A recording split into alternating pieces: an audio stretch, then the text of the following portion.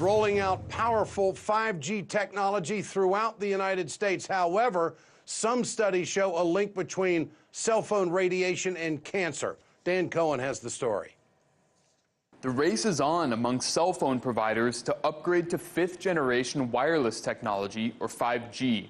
That would require installation of new equipment across the U.S., a gargantuan effort every wireless company is already working on individually. 5G uses high-frequency waves that support faster speeds but don't travel as far, requiring a network of antennas built in closer proximity than the existing infrastructure.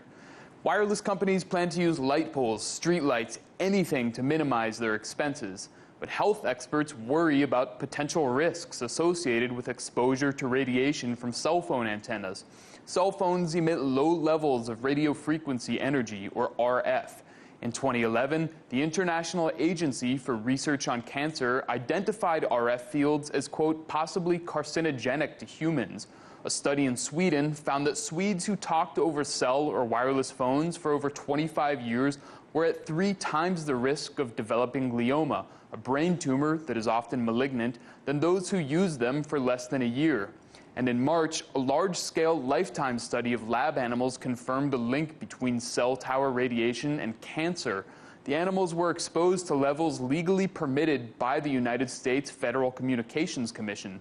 I discussed these studies with Dr. David Carpenter, director of the University of Albany's Institute for Health and the Environment. They show a very significant increase in glioma and glioblastoma only on the side of the head where you use the cell phone regularly, and increasing with risk the longer you use it. They also have some evidence that the younger you are when you start to use the cell phone, the greater the risk. Carpenter said these risks can be avoided by using the speaker function or an earpiece and keeping the phone a short distance away from all parts of the body. But the 5G rollout will effectively expose the entire population to dangerous effects. The rollout of 5G is very frightening because what this is going to do is place a mini cell tower every 300 meters along every residential street in the country. And that's going to mean that nobody is going to be able to escape the radiation that comes from those 5G devices. If you walk down the sidewalk, if you live in a house there, you're going to be continuously exposed.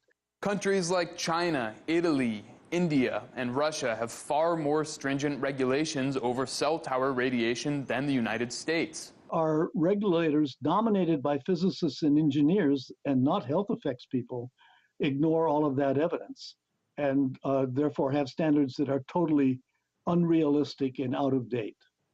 Reporting in Washington, Dan Cohen, RT.